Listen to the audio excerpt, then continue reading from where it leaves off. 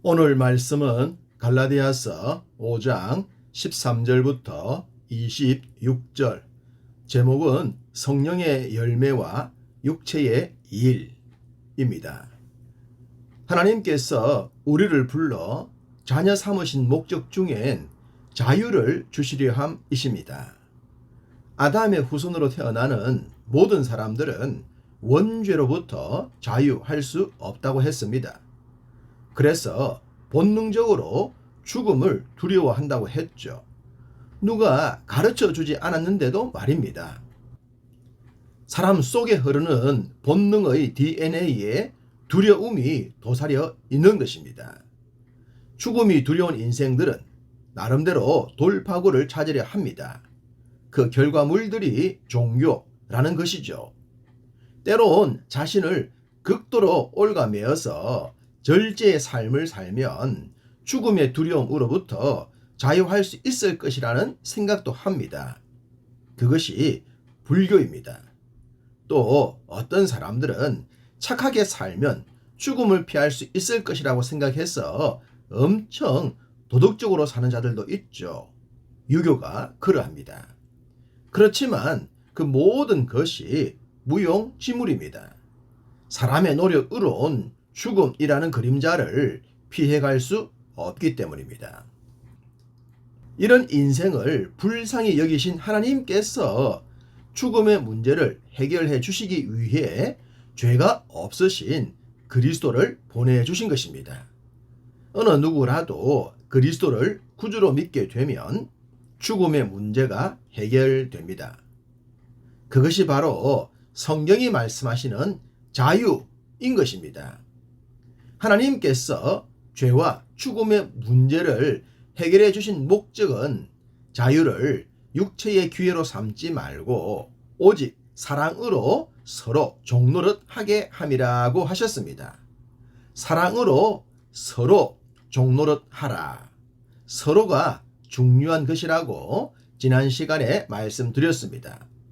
죄송하게도 제 어머니의 이야기까지 예로 들면서 말입니다. 사람이 살아가면서 서로 종노릇 하는 삶을 살게 되면 얼마나 행복하겠습니까? 그런데 불행하게도 사람들은 상대를 자신의 종으로 삼으려 합니다. 그것이 오늘날 사회가 보여주는 단면이라고 하겠습니다.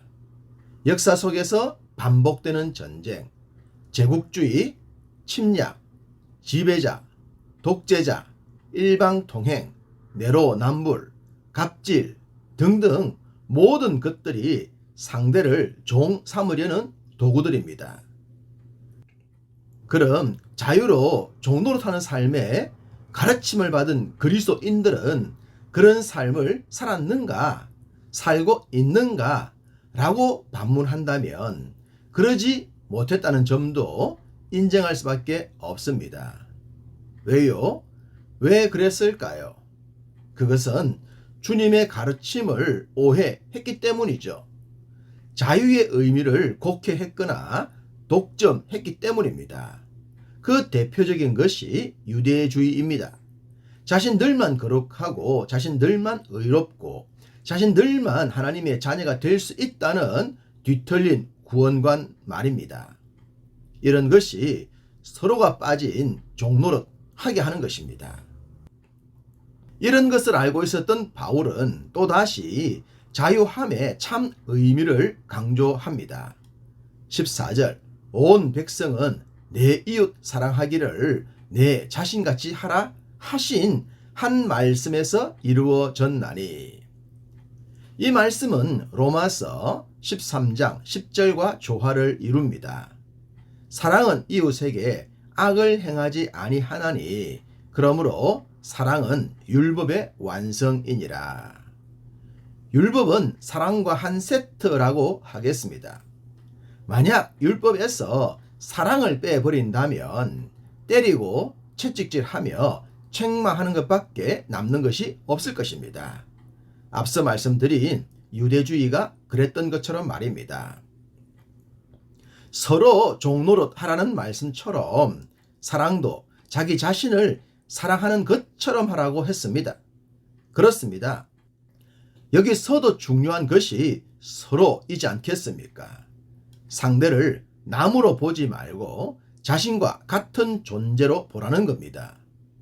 그러면 상대를 볼 때 종으로 보지 않고 종노릇 해야 하는 섬김의 대상으로 보인다는 겁니다. 그러면 갈등과 분쟁으로부터 벗어날 수가 있을 것입니다. 우리는 성령의 도우심으로 하나님의 자녀가 되었습니다. 그렇지만 여전히 육체를 지니고 있기에 죄로부터 완전히 자유할 수는 없는 것이죠. 우리는 그것을 자범죄라고 부릅니다. 이 자범죄로부터 자신을 지키기 위해선 철저하게 성령을 의지하는 삶을 살아야 합니다. 16절 너희는 성령을 따라 행하라. 그리하면 육체의 욕심을 이루지 아니하리라. 성령을 따라 행하는 삶.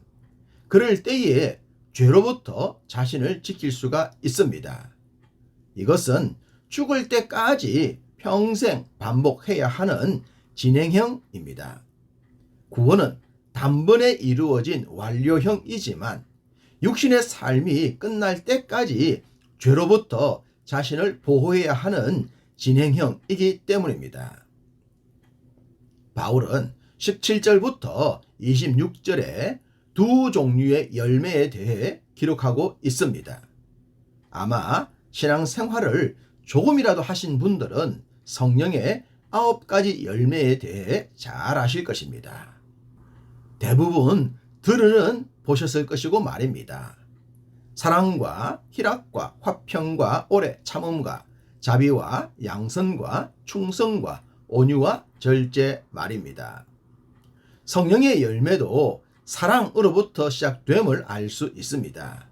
사랑이라는 뿌리로부터 다른 열매들이 맺힌다고 하겠습니다.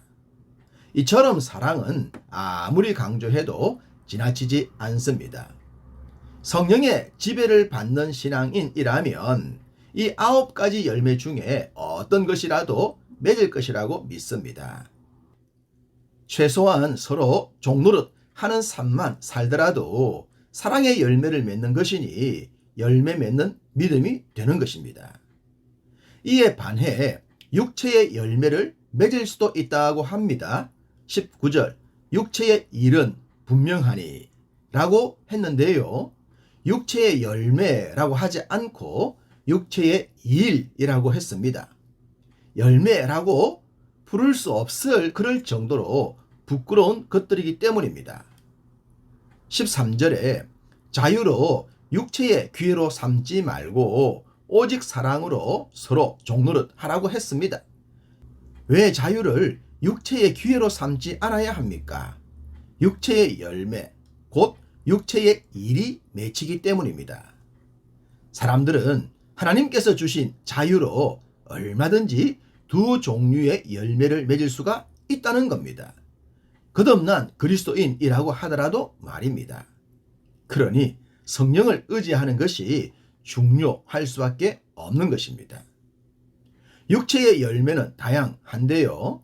음행과 더러운 것과 호색과 우상숭배와 주술과 원수 맺는 것과 분쟁과 시기와 분냄과 당 짓는 것과 분열함과 이단과 투기와 술 취함과 방탕함과 또 그와 같은 것들이라고 했습니다.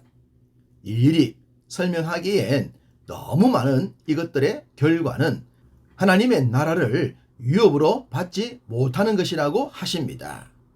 이런 나락에 떨어지지 않도록 우리는 더욱 힘써 성령을 의지하는 삶을 살아야 합니다. 18절 너희가 만일 성령의 인도하시는 바가 되면 율법 아래에 있지 아니하리라.